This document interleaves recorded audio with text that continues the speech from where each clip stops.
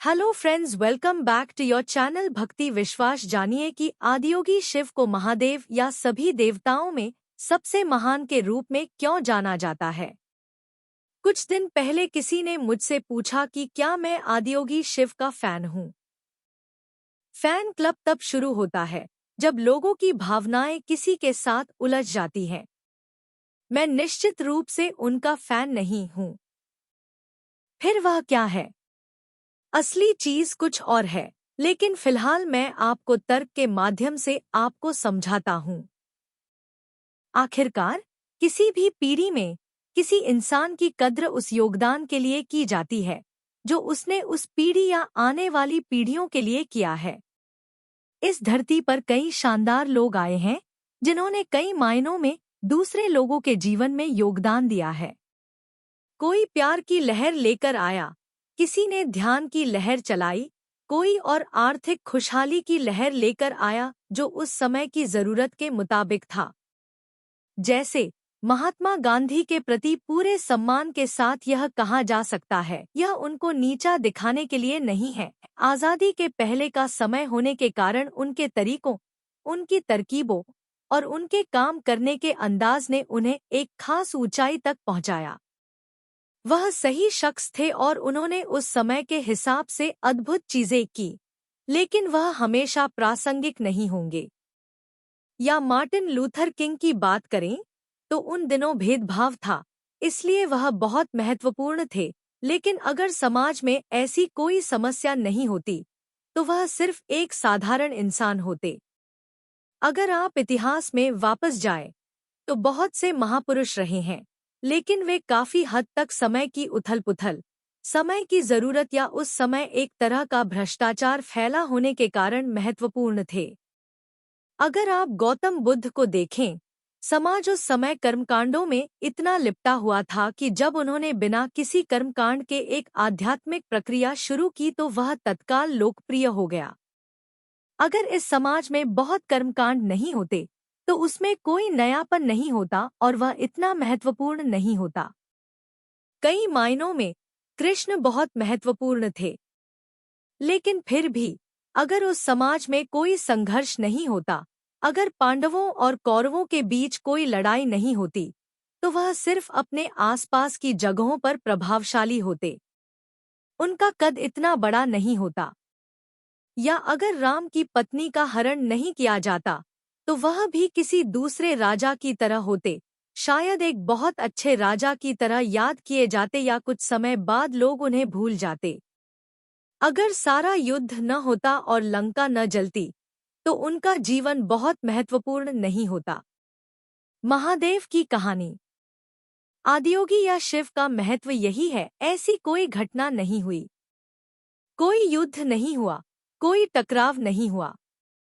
उन्होंने युग की जरूरतों पर ध्यान नहीं दिया। उन्होंने मानव चेतनता को इस प्रकार से बढ़ाने के साधन और तरीके दिए कि वे हर युग में प्रासंगिक रहें। जब लोग भोजन, प्यार या शांति से वंचित हों और आप उनकी कमी को पूरा करते हैं, तो आप उस समय सबसे महत्वपूर्ण बन सकते हैं। लेकिन जब ऐसा कोई अभाव न हो, तो एक इंसान के लिए सबसे महत्वपूर्ण आखिरकार यह है कि खुद को और ऊपर कैसे उठाएं या खुद को विकसित कैसे करें। हमने सिर्फ उन्हें महादेव की उपाधि दी क्योंकि उनके योगदान के पीछे की बुद्धि, दृष्टि और ज्ञान अद्भुत है। इससे कोई फर्क नहीं पड़ता कि आप कहाँ पैदा हुए, आप किस धर्म, जाति या वर्ग के हैं, आप पुरुष हैं या स्त्री, इन तरीकों का इस्तेमाल हमेशा किया जा सकता है। चाहे लोग उनको भूल जाएं, लेकिन उन्हें वही तरीके इस्तेमाल करने होंगे क्योंकि उन्होंने मानव तंत्र के भीतर कुछ भी अछूता नहीं छोड़ा। उन्होंने कोई उपदेश नहीं दिया, उन्होंने उस युग के लिए कोई समाधान नहीं दिया। जब लोग वैसी समस्याएं लेकर उनके पास आए, तो उन्होंने बस अपनी आंखें बंद कर ली और पूरी तरह उदासीन रहे। मनुष्य की प्रकृति को समझने, हर तरह के मनुष्य के लिए एक रास्ता खोजने के अर्थ में यह वाकई एक शाश्वत या हमेशा बना रहने वाला योगदान है। यह उस युग का या उस युग के लिए योगदान नहीं है। सृष्टि का अर्थ है कि जो कुछ नहीं था वह एक दूसरे से मिलकर कुछ बन गया। उन्होंने इस सृष्टि को खोलकर एक शून्य की स्थिति में लाने का तरीका खोजा। आदियोगी को शिव क्यों कहा गया? इसीलिए हमने उन्हें शिव का नाम दिया। इसका अर्थ है वह जो नहीं है। जब वह जो नहीं है कुछ या जो कुछ है बन गया, तो हमने उस आयाम को ब्रह्मा कहा। शिव को यह नाम इसलिए दिया गया क्योंकि उन्होंने एक तरीका, एक विधि बताई, सिर्फ एक नहीं बल्कि हर संभव तरीका बताया कि चरम मुक्ति को कैसे पाए, जिसका अर्थ है कुछ से कुछ नहीं तक जाना। शिव कोई नाम नहीं है, वह एक वर्णन है। जैसे यह कहना कि कोई डॉक्टर है, वकील है या इंजीनियर है, हम कहते हैं कि वह शिव हैं, जीवन को शून्य बनाने वाले। इसे जीवन के विनाशकर्ता के रूप में थोड़ा गलत समझ लिया गया, लेकिन एक तरह से वह सही है। बात सिर्फ यह है कि जब आप विनाशकर्ता शब्द का इस्तेमाल करते हैं तो लोग उसे कुछ बुरा समझ लेते हैं। अगर किसी ने मुक्तिदाता कहा होता तो उसे अच्छा माना जाता। धीरे धीरे शून्य करने वाला विनाशकर्ता बन गया और लोग यह सोचने लगे कि वह बुरे हैं। आप उन्हें कुछ भी कहिए, उन्हें कोई फर्क नहीं पड़ता। बुद्धिमानी की प्रकृति यही है। अगर आपकी बुद्धिमानी एक खास ऊंचाई पर पहुंच जाती है तो आपको किसी नैतिकता की जरूरत नहीं होगी। सिर्फ बुद्धि की कमी होने पर ही आपको लोगों को बताना पड़ता है कि क्या नहीं करना है। अगर किसी की बुद्धि विकसित है तो उसे बताने की जरूरत नहीं है कि क्या करना है और क्या नहीं।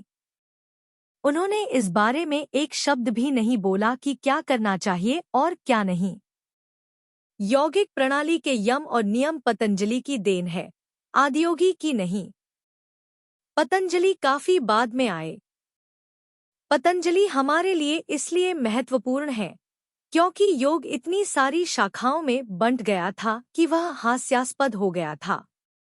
जैसे 25-30 साल पहले अगर आपको मेडिकल चेकअप की जरूरत होती थी तो सिर्फ एक डॉक्टर की जरूरत होती थी। आजकल आपको 12 से 15 डॉक्टरों की जरूरत होती है, एक हड्डियों के लिए, एक मांस के लिए, एक खून के लिए, एक दिल के लिए, एक आँख के लिए, यह और आगे जाएगा। मान लीजिए अगले 100 सालों में हम इतनी ज्यादा विशेषज्ञता में चले जाएंगे कि मेडिकल चेकअप की जरूरत होने पर आपको 150 डॉक्टरों की जरूरत होगी। फिर आप जाना नहीं चाहेंगे क्योंकि जब तक आप 150 अपॉइंटमेंट लेंगे, उन्हें निपटाएंगे और 150 राय को समझेंगे, तब तक उसकी जरूरत नहीं रहेगी। फिर कोई इन सब को साथ मिलाते हुए एक फैमिली फिजिशियन बनाने की बात करेगा। पतंजलि ने यही किया। कहा जाता है कि उस समय योग की 1800 से ज्यादा शाखाएं थीं। अगर आपको पूरी प्रक्रिया से गुजरना होता तो आपको 1800 स्कूलों में सीखना पड़ता और 1800 अलग-अलग योग करने पड़ते। वह अव्यावहारिक और हास्यास्पद हो गया था। इसलिए पतंजलि आए और उन्होंने उन सब को 200 सूत्रों में डालते हुए योग के सिर्फ 8 अंगों का अभ्यास करने के लिए कहा। अगर ऐसी स्थिति नहीं होती तो पतंजलि का कोई महत्व नहीं होता। आदियोगी या शिव के साथ यह स्थिति नहीं है, क्योंकि चाहे कोई भी स्थिति हो, वह हमेशा महत्वपूर्ण होते हैं। इसीलिए वह महादेव है।